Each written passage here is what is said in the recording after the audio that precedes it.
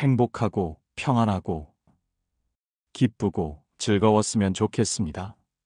이것은 저뿐만 아니라 모든 사람이 바라는 인생이겠죠. 하지만 실제 인생은 그렇지 않습니다. 행복과 기쁨도 없지는 않겠지만 아프고 괴롭고 외롭고 슬플 때도 많습니다. 아무리 힘들고 어려운 상황이 닥친다고 해도 좌절하거나 절망하지 말았으면 좋겠습니다. 우리 안에는 엄청난 힘이 잠재되어 있습니다. 꽃길만 생각하는 사람은 작은 바람에도 휘청거린다고 합니다. 지금 삶의 고통에 지치더라도 당신이 기꺼이 마주하고 헤쳐나갈 수 있기를 바랍니다. 나만큼 나를 잘 달래줄 수 있는 사람이 있을까요? 고통의 끝에서는 결국 내가 매듭을 풀어내야 합니다. 시간은 강물이 바다로 흐르듯 계속 흐르고 우리는 매일 우리의 종착지를 향해 가고 있습니다. 그렇게 다사다난했던 한 해도 저물어 가고 있습니다. 나는 하루하루를 진정, 나 자신의 마음에 따라 살아가고 있는지, 아니면 타인의 시선에 매달려 남겨진 시간들을 낭비하고 살고 있지는 않은지, 그 과정에서 소중한 가족과 친구들을 놓치고 있지는 않았는지, 오늘의 이야기를 통해 나와 나의 주변을 되돌아보고 다가오는 60대 이후 노년의 삶을 위해 앞으로 나는 무엇을 해야 할지 생각해보는 시간이 되셨으면 합니다. 지금 바로 시작하겠습니다.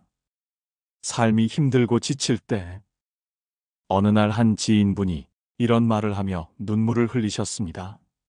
남편 복 없는 여자는 자식 복도 없다. 저는 그 얘기를 들으면서 이 사람의 삶은 무엇이었나? 이 사람의 삶이 얼마나 힘들었으면 이럴까? 이런 생각이 들더군요. 그래서 제가 이렇게 물어봤습니다. 부모 복은 있습니까? 그랬더니 부모 복도 없다 합니다. 부모도 빨리 여의고 장녀로 힘들게 성장해서 이제 좀 잘 살아볼까 배우자랑 결혼을 했더니 이 남자는 평생 나를 고통스럽게 했고 자식을 낳았는데 그 자식은 나를 돌아보지 않더라. 정말 비극의 연속이라고. 그래서 다시 한번 제가 여쭤봤습니다. 그러면 부모랑 살면서 좋았던 기억은 어떤 게 있습니까? 그랬더니 한참 생각하더니 한두 가지를 꼽더군요. 그럼 배우자랑 살면서 힘든 일도 많았지만 그래도 이건 참 좋았다 하는 게 있었을까요? 처음엔 전혀 없다 말씀하시더니 몇 가지를 말씀하시더군요. 그럼 자식이 둘인데 그 자식을 키우는 동안 이 자식들과 비극만 있었는지, 혹시 좋았던 일이나 감사한 일이 있었다면 어떤 일이 있었는지, 그렇게 물어봤더니 그때부터 이야기를 술술해 나가더라고요. 울었던 그 여인은 온데간데 없고 그 뒤로부터 웃기 시작하는 겁니다. 우리의 생의 슬픔은, 그 기억들은 이렇듯 우리를 덮쳐버립니다. 그렇게 어느 순간 내가 가지고 있는 좋았던 것들은 손꼽아 생각해야 비로소 나에게 이렇게 생겨나는 주제들이 덜하는 거죠. 그래서 우리는 발굴해야 됩니다. 나의 기쁨을 마치 우리가 땅속에 묻혀있는 유물처럼 찾아내야 합니다. 누구도 나에게 그 기쁨을 찾아주지 않습니다. 내가 그 기쁨을 찾아내고 그 행복의 순간들을 해석해내는 게 굉장히 중요한 일입니다. 지금까지 비극이었을 수 있습니다. 또 지금까지 고통이었을 수 있습니다. 그 비극과 고통을 부인하지 않습니다. 그러나 그 비극과 비극 사이, 고통과 고통 사이에 우리가 잊고 있었던 소소한 그 반짝이는 작은 기쁨들이 분명히 있었을 겁니다. 묻혀서 보이지 않았을 겁니다. 과거의 그 기쁨을 찾는 것, 반짝이는 그걸 하나씩 찾는 순간부터 지금의 기쁨이 시작될 겁니다. 그 기쁨을 발견하고 감사를 손가락으로 세는 순간, 우리의 미래는 더 만족스럽고 더 행복하고 앞으로의 삶도 더 살만하겠다라고 하는 일종의 기대에 닿게 됩니다. 후회가 파도처럼 밀려올 때 내 삶을 돌아보니 후회투성이고 내가 참 한심하다. 내게 남은 건 주름밖에 없다. 이렇게 말하는 분들께 드리고 싶은 말이 있습니다. 지금부터 시작해도 늦지 않습니다. 옛날에는 50에 60에 돌아가시는 분들이 태반이었지만 이제 우리는 기대 수명이 여성은 90.7세, 남성은 86.3세인 시대를 살아가고 있습니다. 2024년 10월 2일 노인의 날 기준으로 100세 되신 분들이 청려장을 받았는데요. 이 청려장을 받은 분들이 2,653명입니다. 그 정도로 많습니다. 내가 지금부터 살면 얼마나 살까 싶지만 여러분들은 생각보다 죽을 가능성이 대단히 낮습니다. 그러니 지금부터라도 다시 나를 일구어 가셔야 합니다. 그러기 위해선 어떤 것을 후회했다면 성찰이라고 마음을 바꿔보세요. 그리고 지금부터 내가 이와 같은 것을 되새김질하지 않기 위해서, 같은 후회를 하지 않기 위해서 내가 할 일은 무엇인가를 한번 생각해 보는 겁니다. 그게 후회를 하는 사람들이 해야 될 의무라고 전 생각을 합니다. 그러면 오히려 더 힘이 나실 거고요. 어떻게 보면 내 자신을 용서하는 과정이자 동시에 내가 미안했던 사람들과 새로운 관계를 형성하기 위한 새로운 다짐의 시간인 겁니다. 어쩌면 우리의 인생의 연금술은 나의 과거의 후회를 집어넣고 새로운 다짐으로 꺼내는 그 어른의 경험과 성찰을 통해서만 가능한 과정이 아닐까요? 그러니 여러분 염려하지 마시고 후회를 했다면 지금부터 다시금 순전한 금처럼 나오도록 새로운 다짐과 새롭게 변화한 나를 위해서 어떤 행동을 제일 먼저 하면 좋을까? 이 생각부터 하셨으면 참 좋겠습니다. 노후의 인생이 술술 풀리는 사람들. 나이가 들어 50 넘어 60 넘어서 인생이 행복하다 말하는 분들. 일명 노년의 삶이 술술 풀린다. 이렇게 얘기하는 분들을 들여다보면 몇 가지 공통적인 특징이 있습니다. 첫 번째는 젊어서부터 인생을 열심히 살았던 분들입니다. 이런 분들은 나중에 60이 돼도 70이 돼도 인생이 술술 풀립니다. 로또처럼 갑작스러운 행운이 터지는 그런 것이 아니라 누적된 노력의 역사가 그 사람의 50대, 60대 이후를 받쳐주고 있다라는 걸 우리는 알 수 있습니다. 20대, 30대, 40대의 삶을 열심히 살았던 사람들은 50대, 60대 이후에도 그 열정이 잘 식지 않습니다. 20대부터 40대, 50대까지 인간관계를 잘 형성해놨던 사람들은 그 관계가 50대, 60대 넘어서 또다시 꽃을 피우죠. 또 경제적인 관리를 잘 해놨던 사람들은 준비해둔 것들로 60대 이후를 편안하게 살아갑니다. 일정 시기에 누적된 삶의 여러 노력들과 열매들은 그렇게 쉽게 인생을 배신하지 않습니다. 두 번째로 많은 분들이 운칠기삼을 이야기합니다. 운이 7할이고 내가 노력한 게 3할이다. 어떤 분들은 운구일기 이렇게도 얘기합니다. 인생이 풀리는 데에는 운이 90%다. 이렇게 얘기하시는데 어쩌면 우리가 여기까지 온 건 내가 굉장히 노력한 것도 있지만 잘 살펴보면 스스로 노력한 것보다 감사하게 얻는 것들이 있습니다. 누군간 이걸 은혜라고 부르고 누군간 참 운이 좋았다 이렇게 얘기를 하죠. 이렇게 내가 노력하지 않은 것들을 통해서 나의 삶이 이만큼까지 왔으니 어쩌면 우리 모든 것들이 다 운으로, 은혜로 그렇게 행운처럼 삶이 유지되는지도 모르겠습니다. 우리가 운칠기삼 얘기하는 것처럼 나에게 갑작스럽게 뭔가 탁 터졌다. 그런 분은 정말 행운인 겁니다. 이런 분들은 인생이 술술 풀립니다. 그런 분들은 나에게 운을 주신 나의 신에게나 아니면 나에게 행운의 상징인 누군가에게 고맙다 말하고 만나는 사람마다 나의 기운을 나누어 주면서 수도 없이 밥을 사시면 될 것 같습니다. 그러면 그때부터 어쩌면 이분은 내가 가진 복을, 내가 노력하지 않고 나에게 얻은 것들을 그렇게 값지게 또 의미 있게 쓴다면 이분에게는 또 다른 행운이, 또 다른 술술 풀리는 인생이 더 부가적으로 선물처럼 다가오지 않을까 싶습니다. 세 번째, 계획하는 삶이 굉장히 중요합니다. 인생이 술술 풀린다는 건 그냥 턱없이 아무것도 노력하지 않은 상태에서 내게 뭔가가 다가올 일은 거의 없습니다. 사람이 스스로 무언가를 위해 노력하면 그 노력을 위해 하늘은 스스로 돕는 자를 돕는다는 그 말이 적용된다 생각합니다. 태어나면서부터 나에게 주어진 것이 인생에 어느 정도 영향을 미칠까요?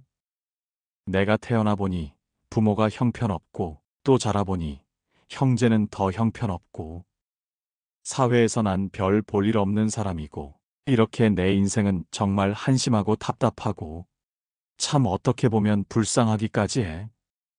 내 생에 살아온 모든 것들은 다 상처였어. 이렇게 말하는 분들이 계십니다. 상처 맞습니다. 참 많이 아팠을 겁니다. 그러나 한 가지 분명하게 말씀드릴 수 있는 건 우리 생애를 통틀어서 내가 어쩔 수 없는 순간에 나에게 영향을 미치는 것들은 30%밖에 안 됩니다. 나머지 70%는 우리가 교육도 받고요. 친구도 선택할 수 있습니다. 또 성인이 된 이후에 내가 회사를 선택하거나 배우자를 선택합니다. 이 모든 것들은 다 나의 선택이었습니다. 그런 차원에서 우리의 노년도 선택할 수 있습니다. 새롭고 좋은 것, 또 좋은 사람들 선택하려고 하면 우린 그렇게 좋은 노년을 만들어갈 수 있다고 생각합니다. 그러니 계획했으면 좋겠습니다. 보다 좋은 사람들을 만나기 위해서 내가 지금 무엇을 해야 될까? 보다 좋은 생애를 만들어가기 위해서 난 어떤 걸 선택하면 좋을까? 보다 좋은 선택을 위해서 내가 지금부터 시작할 수 있는 건 무엇이고 또 나는 무엇을 선택해야만 하는가? 경우에 따라 이걸 나 혼자 계획하기 어렵다면 상담가나 전문가를 만나서 도움을 청하면 됩니다. 그리고 분명한 건 우린 대부분 우리 스스로 답을 가지고 있습니다. 경우에 따라 다른 누군가 더 좋은 답을 가지고 있다면 더 좋은 답을 가져와서 우리 생에 또 부여하면 되는 겁니다. 그래서 저는 이런 말씀을 드리고 싶습니다. 인생이 술술 풀린다면 이 사람은 오랜 세월 노력한 열매이고 그 꽃이 활짝 그 노년기에 피는 것일 것이다. 이렇게 생각합니다. 또 만약에 생각지 못한 행운이 나에게 와서 인생이 확 풀리는 순간이 온다면 정말 땡큐 하면서 내가 이전에 하지 못했던 베푸는 삶을 사는 게 노후를 더 행복하게 만들고 정말 술술 풀리는 인생을 될 것입니다. 그리고 이후에 70대, 80대 노년의 삶도 역시 계획하고 노력하고 내가 어떻게 내 삶을 더 좋게 만들까? 이 부분을 찾아가고 또 하나의 좋은 삶을 위한 모험을 시작하는 것. 이 모든 것들이 계획에서부터 시작될 것입니다. 그렇다면 그분에게는 인생이 술술 풀리는 것뿐만 아니라 재미까지 있을 것이라 생각합니다. 나이 들어서 친구 다 부질없다? 혼자가 편하다 무슨 친구냐? 요즘 이런 말씀들 많이 하십니다. 어쩌면 사람들에게 상처를 많이 받은 분들일 겁니다. 그간 많이 아팠다는 것, 그간 얼마나 배신이 많았을까? 그간 얼마나 아픈 시간을 보냈을까? 하는 생각도 듭니다. 분명히 우리에게 홀로 있는 시간은 굉장히 도움이 되고 의미가 있습니다. 왜냐하면 더 이상 상처받을 일이 없으니까요. 우리가 이런 얘기도 하죠. 요즘 어린 친구들은 왜 도무지 결혼 안 하려고 할까? 이런 생각 한 번쯤은 해보셨을 겁니다. 요즘 많은 젊은이들이 결혼하지 않는 이유는 딱 하나입니다. 내가 상처받고 이 관계가 깨어질까 봐입니다. 그렇게 이들은 시작하지도 않게 된 겁니다. 깨어질 걱정에 사랑조차 시작하지 않는 건 인생이 있어서 너무 서글픈 일 아니겠습니까? 무엇이든 영원한 것은 없습니다. 사랑하는 마음도 결국 깨지고 변해가죠. 하지만 다시 피어난다는 걸 우리는 알고 있습니다. 우정도 마찬가지입니다. 때로는 깨어지지만 때로는 새로운 우정이 다가와 과거의 우정보다 더 단단하게 그 관계를 딱 붙여놓는 경우들이 있습니다. 그런 것처럼 관계가 참 힘들었지만 우리는 또 새로운 꿈을 꿀 수 있는 거고요. 이 새로운 꿈을 꿔야 되는 이유가 과거하고는 완전히 다른 세상이 됐기 때문입니다. 요즘 쇼펜하우어 이야기를 많이 합니다. 손절 얘기 많이 하고 사람 만날 필요 없고 사랑에 배신당할 필요 없다라고 얘기를 하는데 쇼펜하우어가 살았던 그 시절에는 그 이야기가 맞습니다. 왜냐하면 그때는 60살까지 살아있는 사람들이 별로 없었으니까요. 하지만 지금은 60의 환갑잔치도 안 합니다. 우리의 생애가 과거와 달리 워낙 길어졌고 지금은 망의 시대입니다. 우리는 의료의 망을 통해, 교육의 망을 통해, 또 복지의 망을 통해서 나의 생의 안정성과 만족도, 그리고 행복감까지 결정이 됩니다. 거기에 빠질 수 없는 또 하나의 망이 관계의 망입니다. 이제는 그 각각의 망들이 얼마나 탄탄하게 층위를 이루면서 나를 단단하게 바치느냐에 따라서 나라는 사람의 존재가 달라지는 겁니다. 여기서 교육의 망이나 의료의 망, 복지의 망은 공공 시스템입니다. 그런데 관계망은 아닙니다. 관계망은 사적으로 연결되죠. 이 관계라고 하는 것은 사회적 연대감과도 연결됩니다. 내가 어려운 일이 있을 때 누군가 나를 도와줄 것이다라는 암묵적 상호합의입니다. 그런데 우리나라가 OECD 국가 중 사회적 연대감이 꼴찌입니다. 이런 사회적 연대감이 꼴찌라는 지표가 얼마나 고통스러운 미래를 가져오는가를 최근 새로운 지표를 통해서 알 수 있습니다. 바로 노인의 자살률입니다. 75세 이상 또 80세를 넘어가면 자살률이 상상할 수 없이 높아집니다. 내가 명이 다해서 돌아가는 것과 내가 스스로 고의적 선택을 하는 건 완전히 다른 일입니다. 이분들이라고 과거가 없었겠습니까? 이분들이라고 결혼을 하고 아이를 낳고 그렇게 자식의 성장을 보고 인생의 성취가 없었을까요? 그렇지 않았을 겁니다. 때로는 빈곤이, 때로는 질병이 이분들을 궁지로 몰아갈 수도 있습니다. 또 할 일이 없는 무의가 이분들을 궁지로 몰아갔을 수도 있을 겁니다. 그리고 이분들이 가지고 있는 가장 큰 어려움 중에 하나가 대화를 나눌 사람이 없다는 겁니다. 하루에 단 한마디도 하지 않습니다. 현대 노인에게 4가지 고통이 있습니다. 그걸 빈병고무 이렇게 설명을 하는데 빈곤, 질병, 고독 그리고 할 일이 없는 무의입니다. 이 중 한 가지만 있어도 고통스러운데 우리나라 어르신들 중에는 이 4가지를 동시에 다 가지고 계신 분들이 많습니다. 이 중에서도 가장 어떤 것이 고통스럽습니까? 이렇게 여쭤보면 다 힘들지만 그 고독이라는 게 무서울 정도로 영혼을 파고 들어가서 완벽하게 그 존재를 찢어놓는다 합니다. 얼마나 무서운 일일까요? 1년 내내 누구도 만나지 않은 분들도 계십니다. 어떻게 살아가요? 그러면 많은 분들이 유튜브 보면 됩니다. 인터넷 들어가서 보면 됩니다. 그렇게 말씀하시는데 그분들이 인터넷을 못하고 유튜브를 볼 줄 몰라서가 아닙니다. 하루 종일 24시간 잠자는 시간 말고는 유튜브를 보는 분들도 계십니다. 그러면 좋은 것도 있지만 이 유튜브에는 알고리즘이라는 게 있습니다. 내가 영상을 선택하고 관심을 갖는 콘텐츠에 따라 개인화된 알고리즘이 만들어지죠. 그런데 이 알고리즘이 때로는 내가 원하지 않은 방향으로 나를 이끌어갈 수도 있습니다.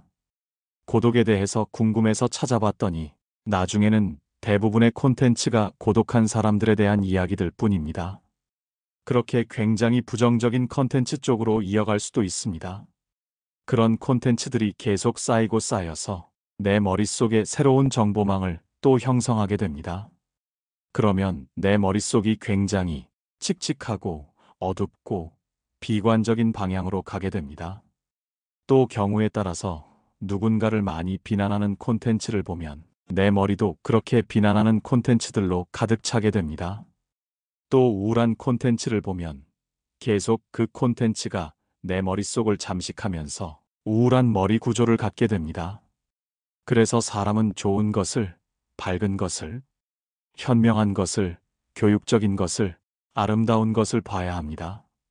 우리 속에서 가능성을 꽃 피우는 것들을 자꾸 선택하려고, 양지의 방향으로 가려고, 그렇게 애를 쓰는 이유가 우리의 뇌가 그것에 따라 달라지기 때문입니다.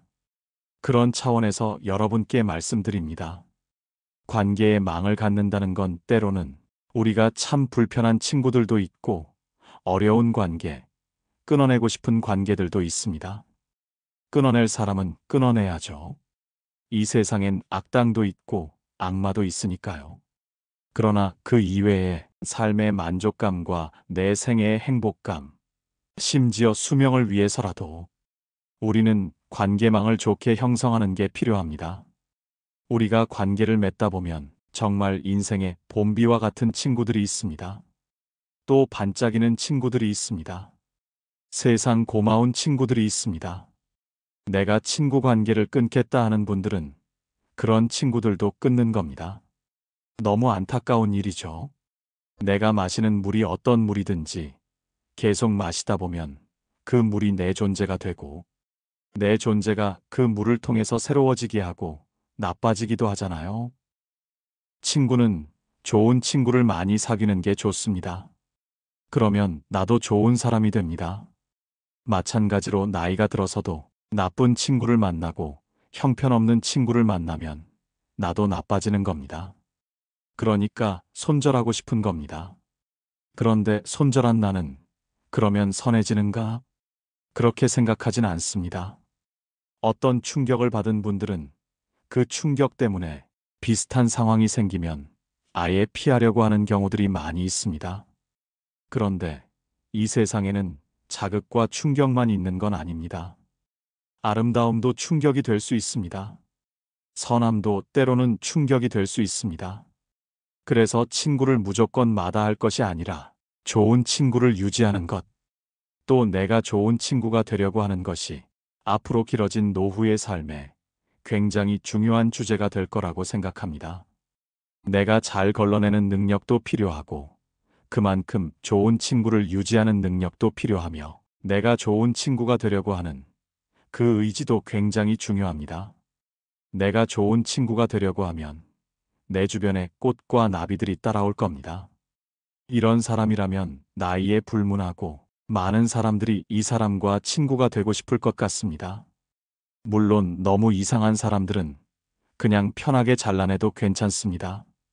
그러나 나를 지탱하는 좋은 친구들이 나와 함께 희노애락을 만들면서 내 인생에 또 다른 모자이크를 형성하고 내가 60이 되고 70이 되고 80이 되고 90이 되고 100살이 넘어도 함께 소통하는 굉장히 중요한 창구가 되고 내가 그들과 함께 있다는, 그리고 그들과 함께 호흡한다는, 그렇게 동시대를 사는 프렌드십이, 우정이 형성된다는 걸 기억하신다면 굳이 밀어낼 필요는 없을 것 같습니다.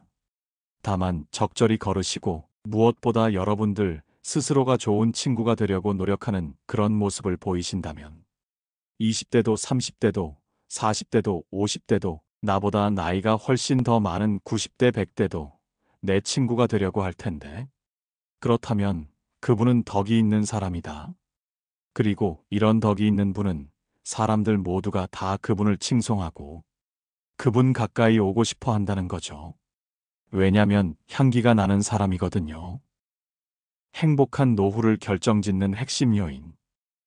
마지막으로 행복한 노후와 불행한 노후를 결정짓는 핵심 요인 7가지를 알려드리겠습니다.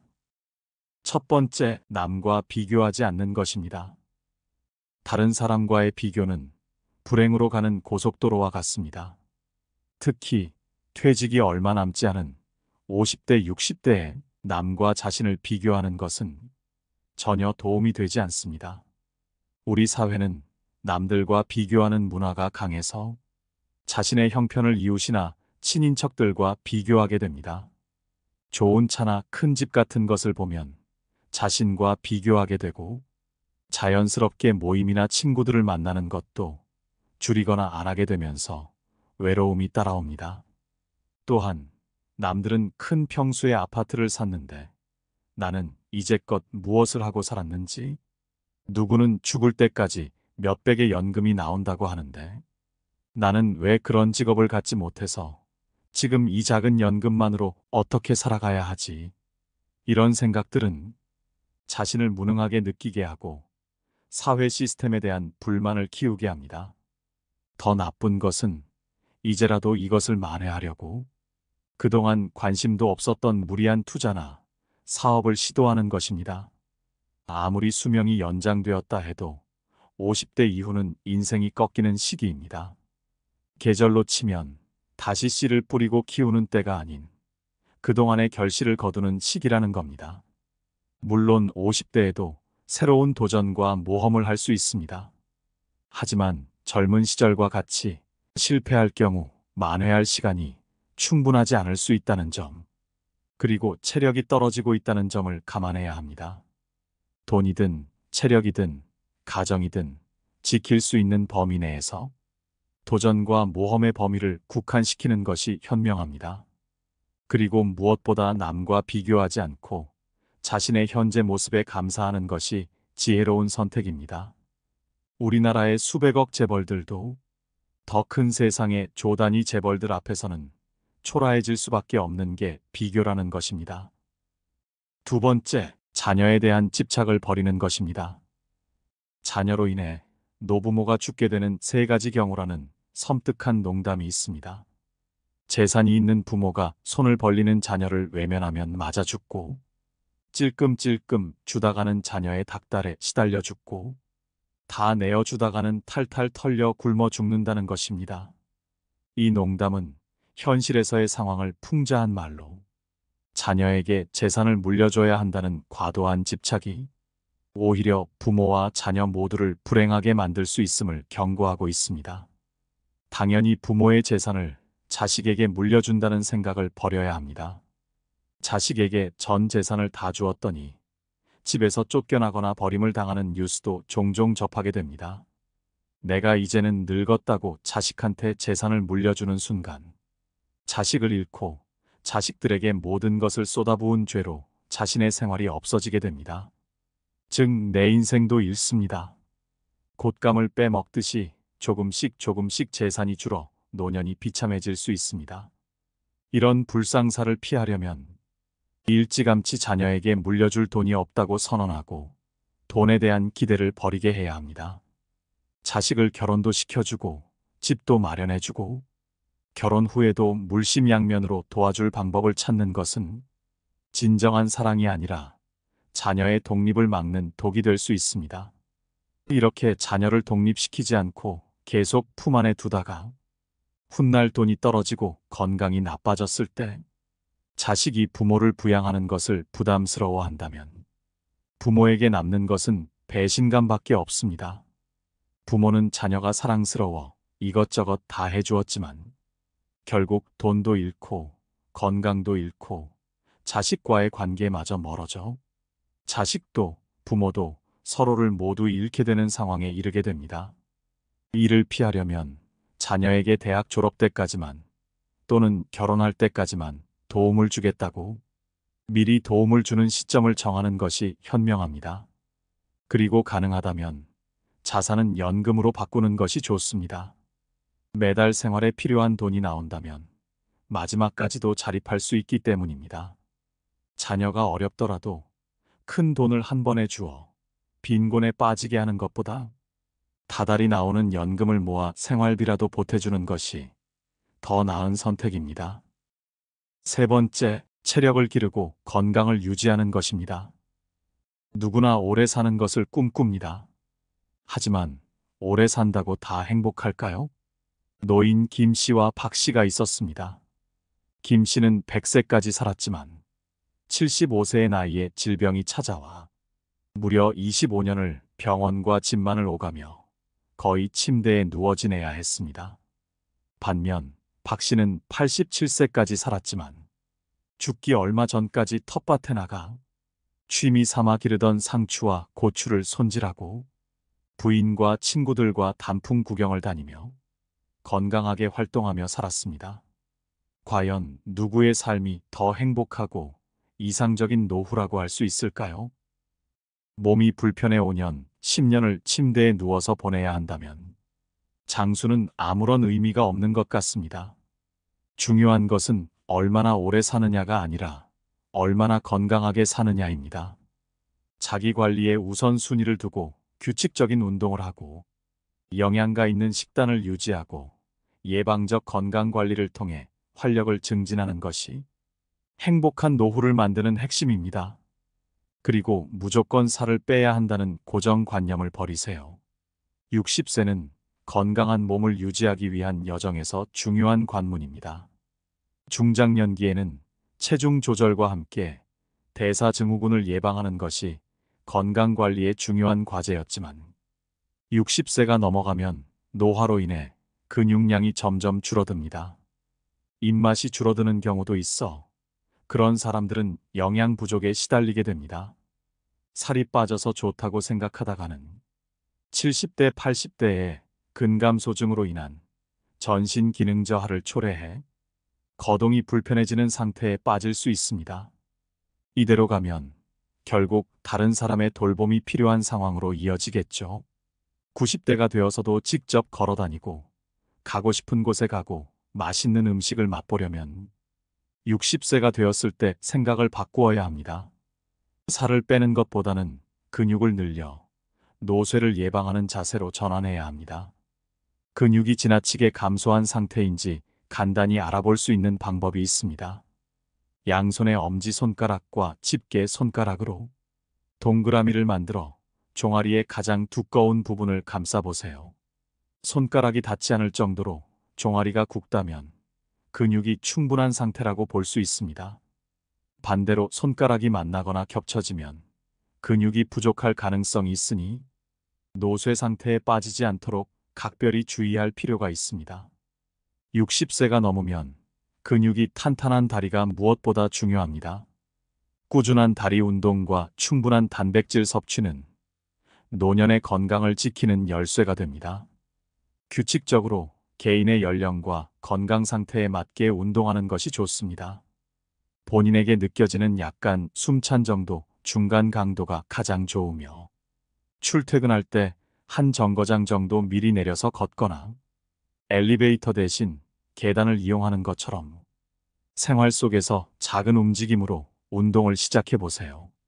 은퇴하고 나면 열심히 운동해야지 하는 분들이 계신데 지금 당장 오늘부터 운동을 시작해서 남은 반백년을 살아갈 근육을 미리 붙여놓고 체력도 만들어 놓으시길 바랍니다. 그래야 은퇴 후에도 계속 운동을 할 수 있습니다. 네 번째, 낭비하지 않고 저축하는 습관입니다. 은퇴 후에 경제적 어려움을 겪지 않으려면 지금부터라도 저축을 늘려야 합니다. 젊어서 노후 준비를 해놓지 않으면 비참한 노후를 맞이하게 되는 것은 시간 문제입니다. 직장에 다닐 때는 고정 수입이 있었지만 은퇴 후에는 그런 수입이 없어도 지출은 줄지 않으며 오히려 늘어나게 됩니다. 자녀 결혼 비용이라든지 나이가 들어감에 따라 늘어나는 병원비 같은 것이 그렇습니다. 퇴직 후 소득이 없어지면 그동안 자산이나 예금을 사용해 생활비에 보태야 하는데 집을 담보로 주택연금을 받았어야 했을 수도 있습니다. 문제는 퇴직 후 자산이 점점 줄어들면서 불안해지고 자식에게 집이라도 남겨야 한다는 미련 때문에 주택연금에 가입하기 꺼려진다는 점입니다. 그러나 재산을 모두 사용하고 빈털터리로 죽기로 마음먹는다면 살아있는 동안 적절한 재산을 누릴 수 있습니다. 자산을 남겨주고 물려주는 것보다 남은 노후의 삶을 행복하게 보내기 위해 어떻게 활용할지 생각해야 합니다. 몇 살까지 살지 모르는데 죽기 전에 재산을 다 써버리면 어떻게 하냐? 이렇게 반문할 수도 있습니다. 하지만 이것은 재산을 낭비하라는 것이 아니라 최대한 잘 활용하는 방법을 고민하는 것입니다. 내가 가진 범위 내에서 남과 비교하지 않고 욕심을 버리고 검소하게 생활한다면 대부분의 경우 죽을 때까지는 먹고 살 수 있을 것입니다. 가장 훌륭한 노후 준비는 평생 현역이라는 말도 있습니다. 가능하다면 몸을 무리하지 않는 선에서 퇴직 후에도 계속 일자리를 가지는 것도 좋은 방법입니다. 소득이 많지 않아도 일하는 즐거움과 활력을 얻을 수 있으며 고립감을 해소할 수 있습니다. 또 소일거리라도 갖는다는 것은 노후에도 자기의 존재 가치를 확인한다는 의미입니다. 다섯 번째, 혼자서도 잘 지내는 법을 아는 것입니다. 인생은 너무 짧아서 자식을 위해 내 인생을 희생하는 것보단 나 자신을 위해 즐겁게 사는 게 정답입니다. 그렇게 나를 위해 살아야 노년에 후회가 없는 법입니다. 나이를 먹으면 좋은 사람들과 어울리는 것도 유익하지만 혼자서도 잘 즐기면서 잘 놀 줄 알아야 합니다. 혼자 지낼 줄 모르면 어떻게 되는지 아시나요? 주변 사람들에게 의지하게 되고 옆에 있는 누군가를 자꾸만 괴롭히게 됩니다. 60이 넘어 인간관계가 줄어든다고 해서 걱정할 필요가 없습니다. 그것은 자기도 모르는 사이에 저절로 좋은 사람들만 곁에 남고 있다는 증거입니다. 살면서 뼈저리게 느낀 한 가지가 바로 외롭다고 해서 아무나 가까워지면 안 된다는 사실입니다. 어떤 사람들은 혼자 있는 시간들을 잘 견디지 못하고 항상 다른 사람과 연결되어 있기를 원합니다.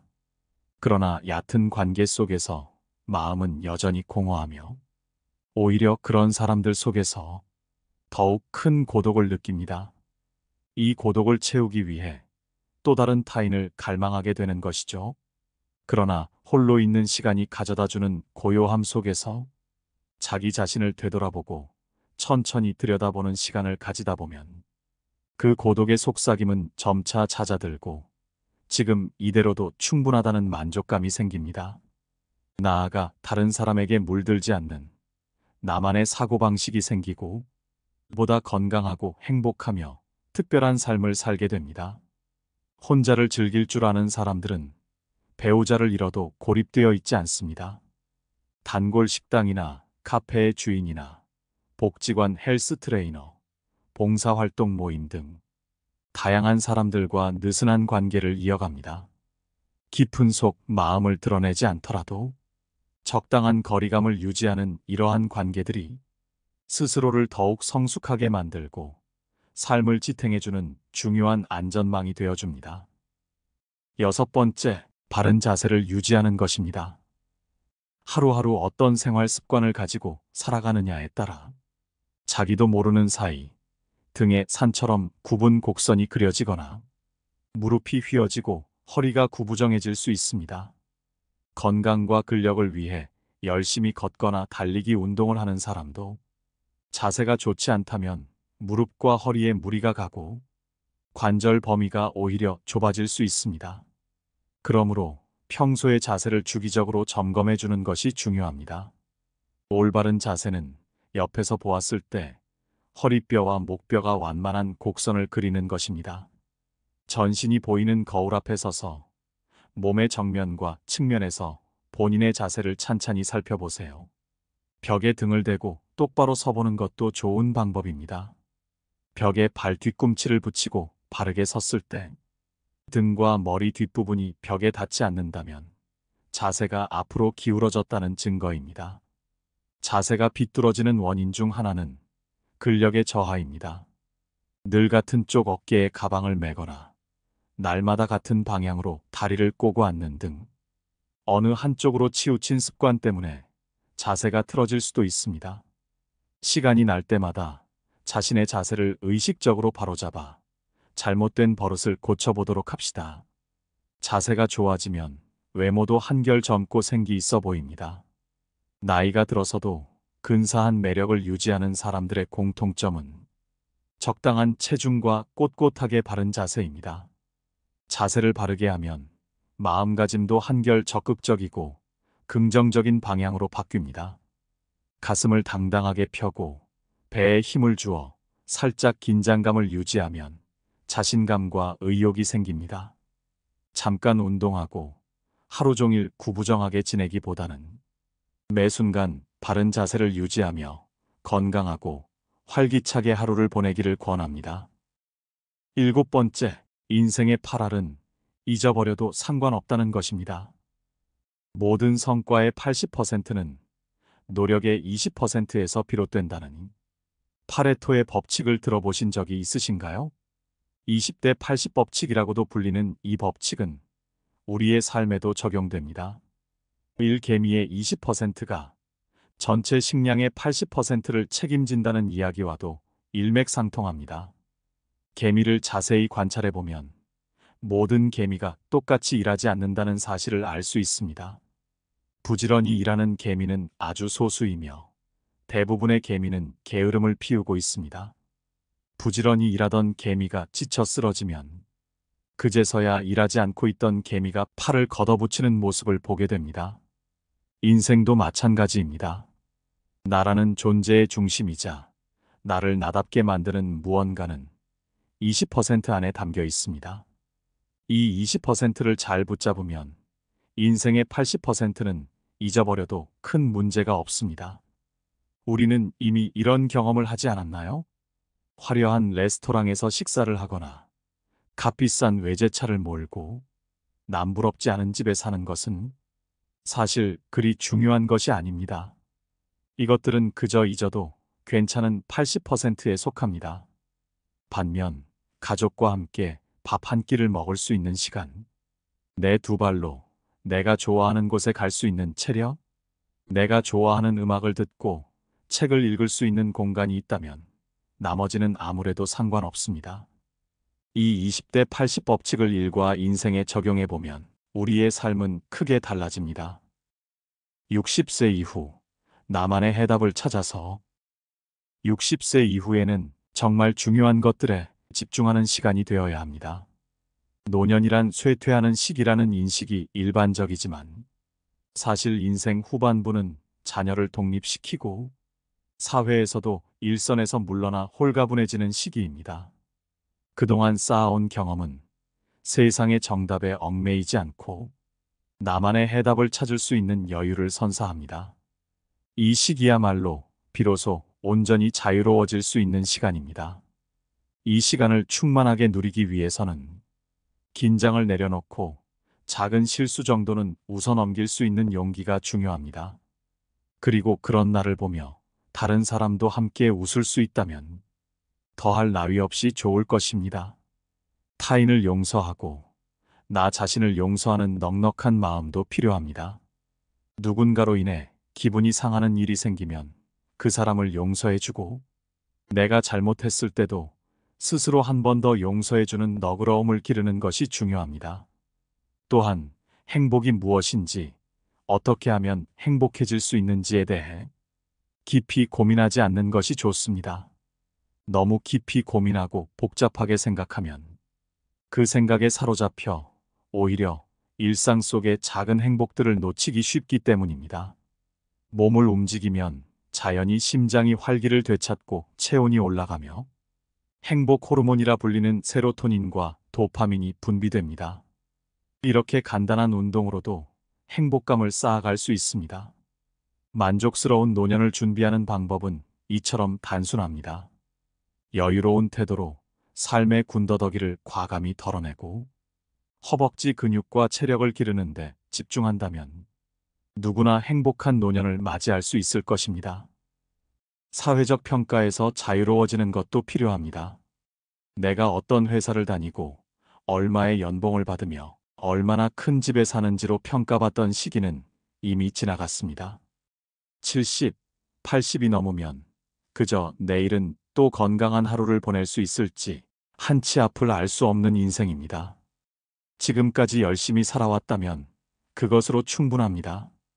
외부의 시선과 불필요한 고정관념에 사로잡히지 말고 스스로의 기준에 따라 살아가야 합니다.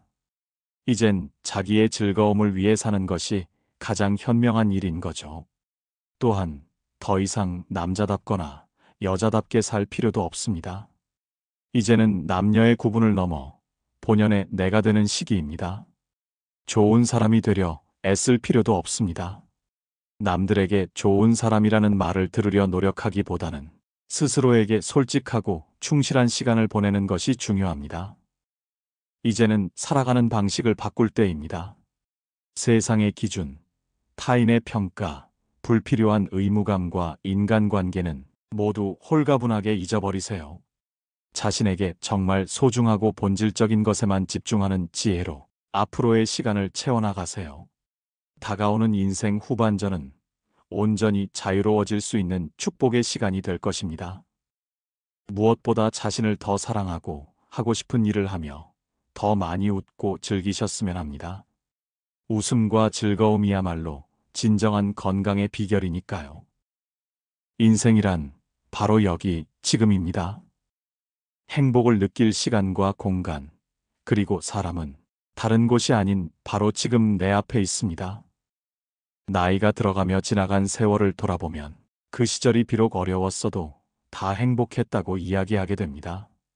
왜냐하면 누구에게나 반짝이는 순간이 있기 마련이니까요. 인생은 그런 추억으로 사는 것 같습니다.